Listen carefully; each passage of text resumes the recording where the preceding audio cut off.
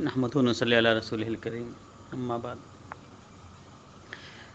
اللہ رب العالمین نے سورہ فصلت، جس کا دوسرا نام حامیم سجدہ بھی ہے، آیت نمبر 34 کے اندر ارشاد فرما رہا ہے کہ وَلَا تَسْتَوِي الْحَسَنَةُ وَلَا السَّيِّئَةُ، نیکی اور برائی برابر نہیں ہو سکتے۔ ادفع باللتی ہی احسن، تم برائی کا دفاع نیکی سے کیا کرو، غلط کام کا دفاع اچھے کاموں سے کیا کرو۔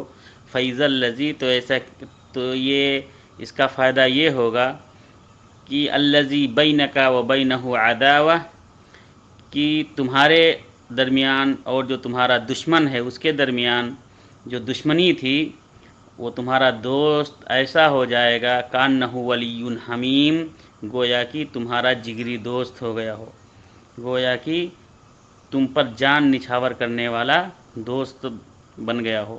یعنی کوئی شخص اگر تم سے دشمنی کرنا چاہتا ہے، کوئی تمہارا برا سوچتا ہے، تم اگر اس کے ساتھ بھلائی سے پیش آؤ گے، اس کے ساتھ اچھائی سے پیش آؤ گے تو وہ تمہارا دوست بن جائے گا۔ السلام علیکم ورحمۃ اللہ وبرکاتہ۔